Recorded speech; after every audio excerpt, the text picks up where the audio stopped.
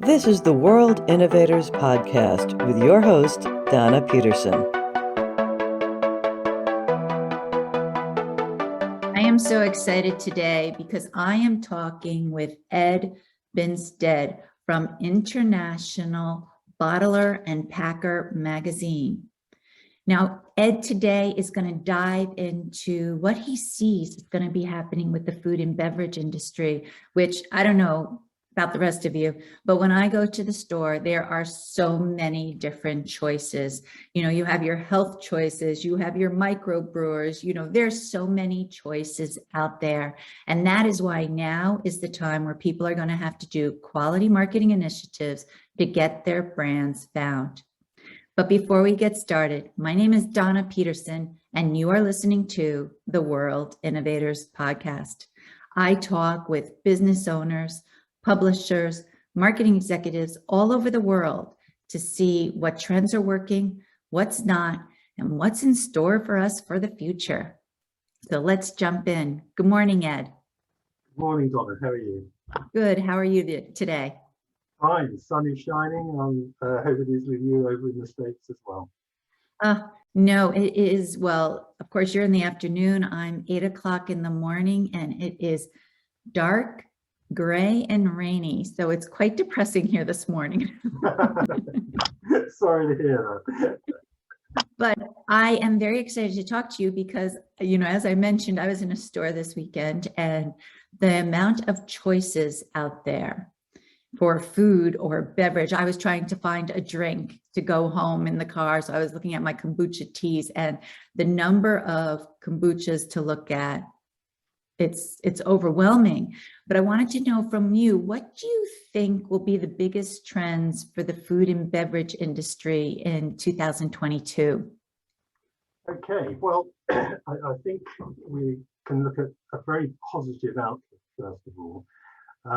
As we were chatting before we went live, just an interesting comment that's come through about the chief exec of Barclays Bank in the UK, who's number 4 bank here. He was talking about that they had £670 million in customer accounts for people that normally used their overdraft facilities on the 3rd week of the month. And it wasn't anything to do with the sort of Barclays financials. It was just really a comment about what he's seeing as happening to their customer base. And I think that is exactly the same for every other bank in the UK. And what I believe is happening with that is that people now have more money. They weren't going away on holiday in 2020. So if you had the sort of holiday money put to one side, and I believe the average now is some for a family of 4, mum and dad and 2 kids, about £4,000 to £10,000, depending on where you go. And really, the majority didn't go away in 2021. So if one looks at all of the stats of what people were doing with their money, they were investing in outdoors barbecues, sun lounges, sets and things like that. And of course, because we couldn't go to restaurants and bars, they were cooking at home on these new barbecues they'd bought. And I think then people were experimenting with a lot of different quality products. And I think that is the thing that has been the key to those brands who've been successful in the past 2 years, and many have been astonishingly successful, that consumers are prepared to spend a lot more for a 330 or 500ml can of soft drink or seltzers or whatever than they would have been in 2019. Yeah, well, that's a very good point. And also I would imagine if you're no longer buying it out at a restaurant, you have that extra funds to try these different, more elite brands that normally you wouldn't. And so you're seeing a lot more new products coming on the market. Is that correct in saying that? Yes, that's we had about 972 brands launched last year in the UK. Less than 100 made it to the end of the year on supermarket shelves. So what we've had is a proliferation of smaller brands taking shelf space from the big lines that you would see in soft drinks, whether that's Coke and Pepsi or Anheuser-Busch, Heineken, Carlsberg in beer, where the retailers are giving a bit of shelf space to these smaller producers. Now, the first to do it was Waitrose in the UK, who's probably the upmarket supermarket chain, where they decided to stock up to 70 craft beers in every store locally to their location, and basically got rid of a number of the bigger brands that people were perhaps getting a little bit tired and bored with. So they really started it. The other retailers were very quick to spot this and think, oh, we have a load of people who are actually spending 40% more time in the supermarket because they've got time on their hands, they're not traveling to go to work. And so they're looking.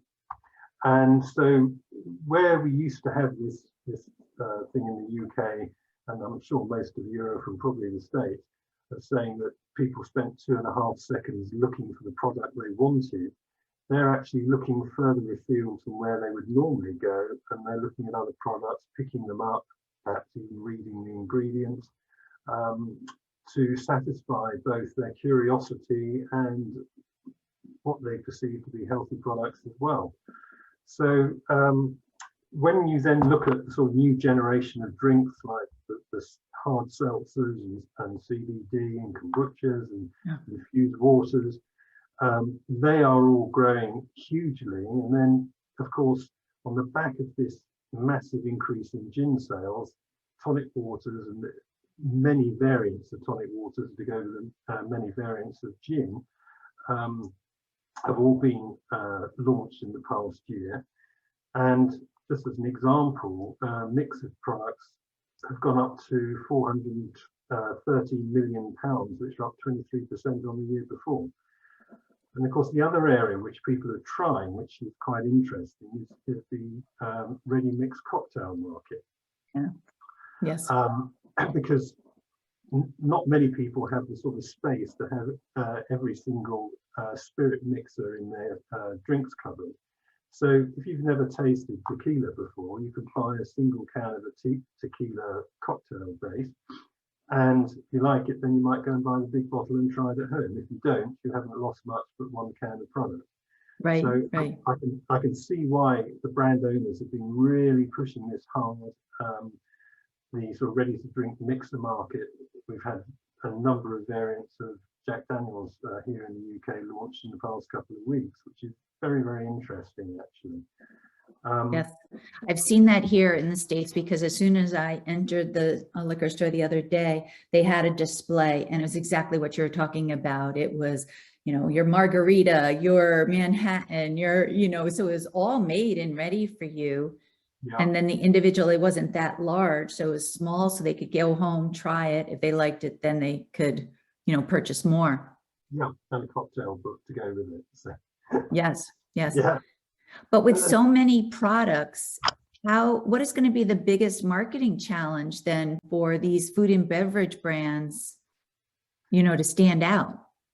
Well, I think that is the issue that the craft people have, and I'm talking about craft gin, craft beer, even some of the craft soft drinks as well. They haven't got the marketing budgets that, say, the big co-brands have and the big brewers.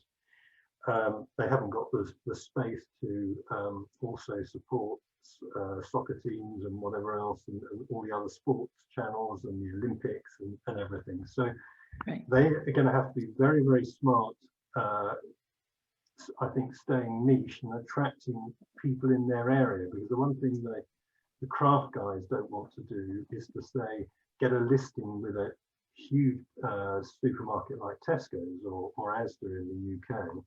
Frankly, they haven't got the production capacity to satisfy every single store. And also because it's been well catalogued, many of the retailers perhaps haven't been the best payers over the years, which has always seemed a bit odd to a lot of people. When you get cash, when you take the product to the till, they might take 120 days to pay. So I think it is really, it's the smaller guys who are going to really need the help to get their brands promoted. So how they do that, you're the marketing expert. I'm sure a lot of people would love to hear how you do it. I think it's got to be staying local to a degree, regional, which of course is cutting out your carbon footprint. You don't want to be travelling to central distribution depots 400 miles away. That's not a clever thing to do. Right, right. Well, it's always interesting. I'll talk to business owners and the issue of specializing comes up. And as a business owner myself, that issue of specializing sometimes it's scary because you don't want to specialize, you want to do business to everyone. Yeah. But you're right, if these smaller brands can stick to their niche and make a spot for themselves and show that quality kind of relationship building with the people that are drinking their product, that's when they'll end up with customers for a lifetime. Yeah, and also I think we have got a lot of people who started their own business and they're virtual companies. And this has been quite interesting as well here. We're wearing another hat, the British Bottlers Institute hat, where I suppose our most well-known, even now in the US, is Fever-Tree as a product, where the guys who started Fever-Tree have been virtual from day one. They're a very, very small team. They ended up with 6 contract bottlers just in the UK. And of course, on the back of the gin explosion, and they have done extremely well. But of course, they launched Fever-Tree long before COVID, and long before actually the gin explosion happened. It was just based on quality, and they said we're going to produce a tonic water that doesn't destroy gin, and they have got some wonderful products in their portfolio now, and they've gone into ginger ales and various other products too. And I think so. Just coming back to what you were saying about the new startups, these guys, if they're not investing in the kit and you can find a contract packer to do it for you, you've got so much more money than if you were buying the premises and the equipment, because typically a mid-sized soft drinks canning line is going to cost you anything between £4 and £8 million. So if you haven't got to spend that up front, and you can actually use a co-packer, you've actually then got a bit of firepower you can use on marketing. Yeah, that's right. That's right. You can reallocate your funds into different areas, and then that helps out. And the gin, that opens up that whole, I think more people are health conscious than they were. And now everyone's looking for different products that might be gluten-free, or, maybe they don't want to drink the wine. So it's just very interesting to me how different brands could take a different direction to make their products stand out and reach the customers that would become their loyal customers year after year. It's very interesting. So now with your publication, International Bottler and Packer, you have it as a print publication. And I'm curious, because there's always that thing amongst publishers, do you keep a print? Do you go completely digital? Why did you decide to keep the print going? Because I have a copy here. I don't know, you guys can't see it, but it's absolutely gorgeous. It's a very pretty publication. That's very kind of you to say so. I've really got to keep it in print form because my grandfather started in 1927, and he probably had something to say to me when I joined him, probably downstairs, not upstairs, as to why did you stop printing my journal? I think actually it's been interesting with COVID and the fact the food and drink industry has actually battled on really well to keep the shelves stocked in the UK particularly. So really, actually, COVID hasn't really dented the food and drink industry at all, because we've got 70 million people in this country, and they're going to eat and drink something every day anyway. Right. So I think it was because people were running, they were still running 24-hour shifts. They were trying to reduce the number of people in offices and backroom staff. And if we have found our pay for circulation in the printed journal has got actually increased over the past 18 months.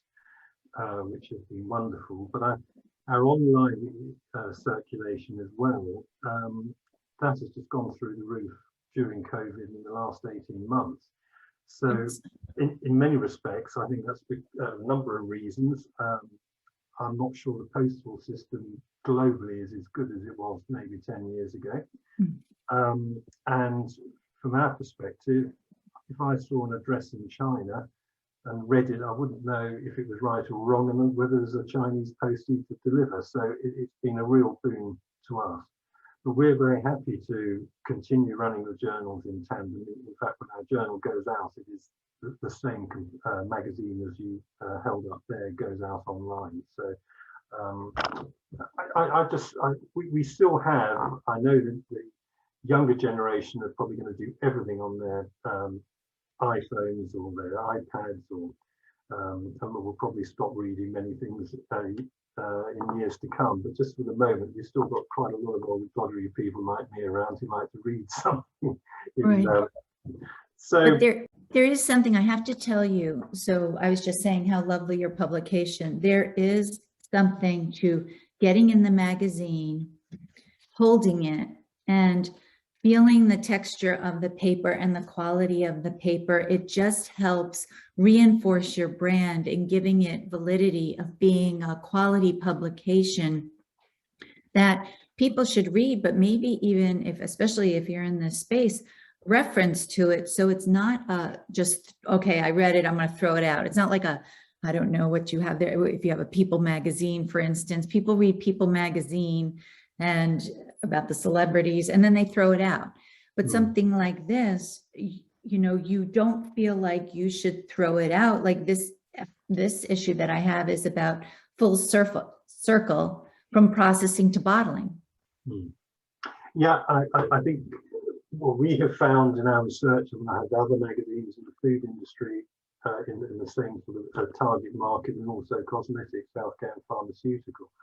So we have found that the larger companies tend to keep a year's of copies of International Bottler and Packer, because very often if they can't go to a trade show, they're perhaps looking at a particular piece of kit, so they use it as a reference tool to find out what the latest trends are, and hopefully they can read it there. So, and in some respects, the internet's getting quicker and quicker, but sometimes just to flick through a journal, you can see something that you're looking for, maybe quicker than if you were trying to do it on your computer.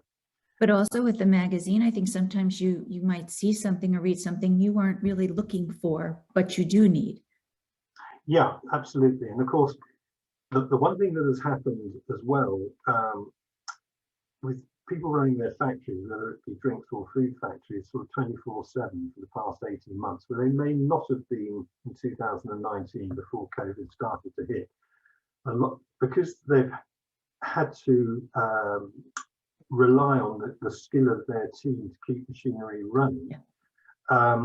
There's been a lot of breakage and a lot of downtime, and you get a lot of companies who, if you're trading for nearly 300 million a year, you can't really afford to have your line down for 1 or 2 days. And the engineering teams from the supply companies haven't necessarily been able to mobilize people from abroad to come into the UK when there was a complete ban. So we've had a lot of phone calls from people saying, do you know who possibly might have some kit that we can get in a hurry, which is quite interesting. So well, I know you and I worked together on some of the auctions that my clients have, and why that area is so popular right now is because if a manufacturer needs a specific piece of equipment right now, they really have to look to auctions, because you can't produce the new equipments fast enough to get them into their facilities. No, absolutely right. I mean, most of the bigger suppliers, Kronos, KHS, Sidel, they're probably quoting anywhere from 6 to 10 months, depending on the complexity of the line. So that's basically a whole season out has gone. Yes. And you have to be agile these days, and you're absolutely right. The only problem we're going to have, I think, with the second-hand market is that equipment has been run so hard that you're going to have to look at basically a bankruptcy to get better equipment. There's no point buying 12-year-old kit these days because you won't be a low-cost producer. Yeah, well, that's always the case. You have to look at how many hours it was in operation, how old it is. I was just talking to someone earlier. She goes, and she's like, Donna, should I get a computer? Should I get a refurbished? And I said, well, that's something you really have to dive into. How often was it used? What's the operating system? But you just have to do your research before you make any offers to buy something. Yeah, absolutely. And then my last question for you is, as president of the British Bottlers Institute, how has your organization been able to help the EU drink community? Well, interestingly, we had some calls from very large companies in Europe, and this was before COVID and about 2 years out from Brexit. Bearing in mind, we officially left the EU in January of this year, 2021. So this was in 2018-19, and a number of European manufacturers sort of came to us and said, we need to get our products bottled in the UK. It's a very valuable market for us in terms of profit per pallet compared to Europe. Can you help? And so I set up a number of visits. I took 4 different companies around to about 80 bottlers in the UK, and one of the companies placed about £48 million worth of bottling business with 4 companies on a 3-year contract, so a rolling contract.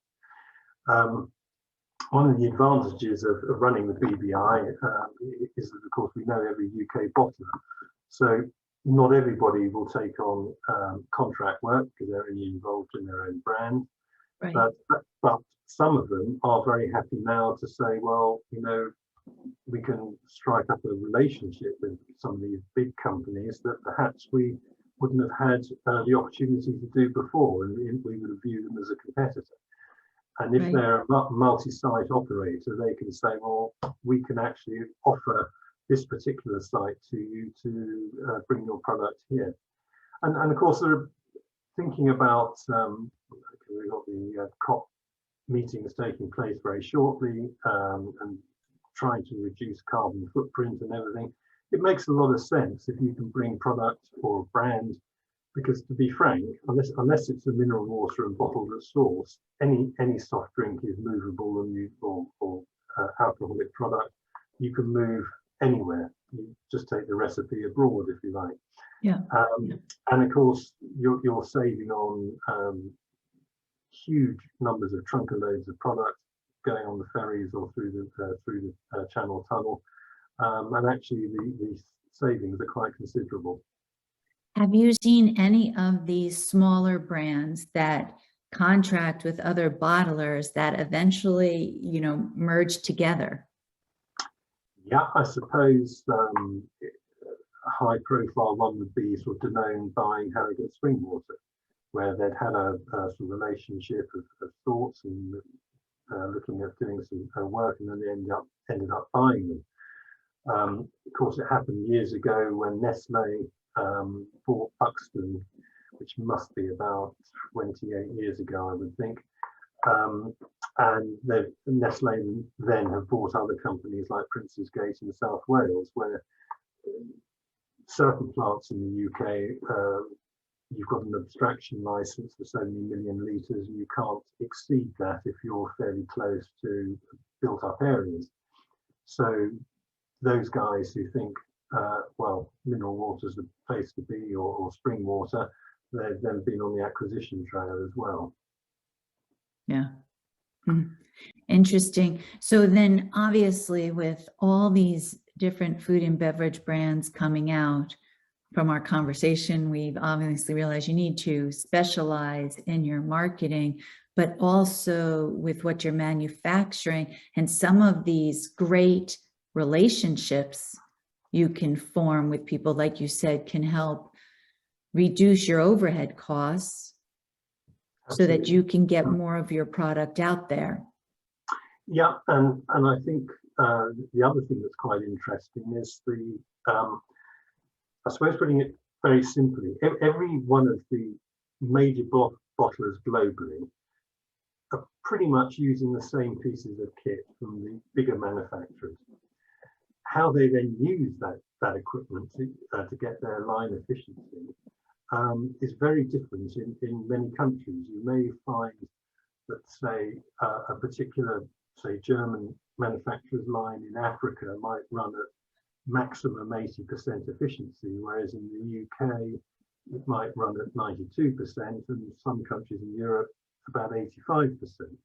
So where a lot of these international get-togethers have actually, I think, helped everybody is that they've been able to swap ideas. I've got some very good friends at a cider company in the UK who was acquired by a French company a couple of years ago. And the French were absolutely astounded at the efficiency figures the guys in the UK were getting at their two factories, so much so they wanted the engineering team to go over to France to sort of see where they could pinpoint some of the areas where they could improve on their efficiency. So I think there's an awful lot of, whether it's the end product being a sociable thing, we found this with the BBI and we run our dinners and conferences and things. I would say at production level, the guys and girls are very happy to talk to one another to sort out issues. They might want to kill each other on the marketing side, but Right. on the production side, they're very happy to say, I bought this piece of equipment and it was the best thing I've ever done, or it's been an absolute disaster, don't do it. And that's always an interesting situation because, at times you are competing against each other, but on the other hand, if you can all work together and share ideas, you can strengthen your industry as a whole. Absolutely. Which is good for everyone too. Like you said, whether it's the production side or watching out for your carbon footprint, it just sheds a better light on your industry. I know for me, for marketing, if more people were out there talking about quality marketing initiatives, that helps marketing as an industry as a whole. Yeah, to proceed into the future. Yeah, and I think the other issues we've got, and the BBI got involved and I ran some seminars on reducing your own carbon dioxide, because we've had in the UK and Europe, we had a number of companies which typically got swallowed up, and then you've got a couple of production sites on mainland Europe, and the CO2 was then coming in big tankers across the sea. Well, we had a CO2 problem in the UK about 4 years ago, and it's sort of got straightened out. We've now got that CO2 problem here in the UK again. Lo and behold, a number of people who came to that seminar and decided not to invest in producing their own CO2 in their factories are now coming back saying we need quotes, want to put the kit in again. Because we cannot be out of production for 6 weeks on 2 lines. It's right. Mad. So I think this is where we can all help one another to say, I'm very much, I'm not a rear view mirror man. I always like to look forward to the future and things are going to improve. Clearly, there's an awful lot of large companies swallowing up smaller ones and then shutting down sites and having super sites in certain places, which when everything works fine and everybody's getting on, that's okay. But you only need a shutdown that wasn't scheduled and everybody suddenly has got a problem, whether that's the food industry, poultry, because that's the way they stun poultry, whether it's the drinks industry. I think it hasn't been helpful actually for some of these super sites to be there. If they get a problem, it just judders down the line and becomes a problem then. Yes. Well, I want to thank you very much for your time today. I thought these answers to the questions were very valuable for anyone in this space, and also just to be seeing how the food beverage industry will proceed into 2022. So thank you very much for your time, and I look forward to talking to you real soon. Okay, well, thank you very much indeed. You take care. Okay, bye-bye. Bye. Thank you for listening to the World Innovators Podcast. For more information about today's topic, email us at dpeterson@worldinnovators.com or call 860-210-8088. And please make sure to subscribe so you don't miss a future episode.